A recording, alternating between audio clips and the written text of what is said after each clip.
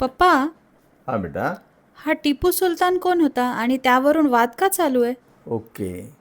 टिपू सुलतान हा म्हैसूरचा राजा होता बेटा, म्हैसूरचा सुलतान होता. त्याचे जे वडील होते ना हैदर अली, या हैदर अलीच्या निधनानंतर, म्हणजे 18व्या शतकातली ही गोष्ट आहे. हैदर अलीच्या निधनानंतर वयाच्या 33व्या वर्षी टिपू सुलतानला म्हैसूरचा सुलतान होण्याची संधी मिळाली. आणि झालं काय बेटा की 18व्या शतकामध्ये ब्रिटिशांच्या विरोधामध्ये लढणारा योद्धा म्हणून त्याची ख्याती आहे. काय झालं, इतिहास समजून घेताना एक गोष्ट लक्षात ठेवली पाहिजे बेटा, की इतिहासाला दोन बाजू असतात. म्हणजे इतिहास लिहिणारे जे लोक असतात ना, त्यांची मेंटॅलिटी म्हणजे त्यांची मानसिकता काय आहे, त्या काळातला इतिहास लिहिण्यामागची हे आपण लक्षात घेणं गरजेचं आहे. आणि कोणताही राजा असो, दोन्ही बाजू म्हणजे सकारात्मक आणि नकारात्मक लिहिणारे इतिहासकार प्रत्येक काळामध्ये झालेले आहेत. तसंच या काळामध्ये सुद्धा अशा प्रकारच्या गोष्टी घडल्या. हैदर अली हा जो राजा होता सुलतान, या टिपू सुलतानचा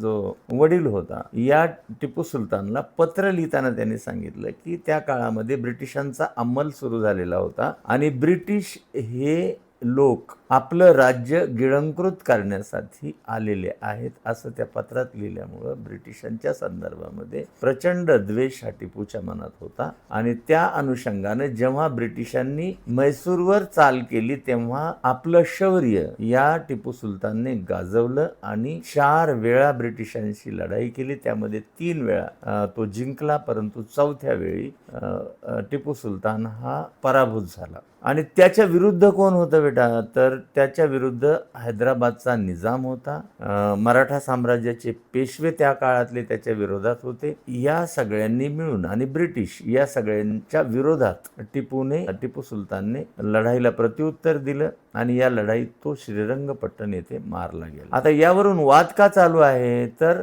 राजकीयकरण म्हणजे पॉलिटिकलायझेशन त्याचं करण्यात येत आहे. काँग्रेस किंवा हे जे लोक आहेत त्याला सेक्युलर दाखवण्याच्या भानगडीत पडलेले आहेत, तर BJP ओरिएंटेड म्हणजे हिंदुत्ववादी मानसिकतेचे जे लोक आहेत ते तो अँटी हिंदू होता, हिंदू द्वेष्टा होता, अशा पद्धतीचा प्रचार आपल्याला करताना दिसतात. पण आजच्या काळामध्ये बेटा या दोन्हीही गोष्टी गैरलागू आहेत. टिपू सुलतानचं उदात्तीकरण करणं आजच्या काळात योग्य नाही. तो सेक्युलर होता की धर्मविरोधी होता या गोष्टीत कुठलंही तथ्य नाही.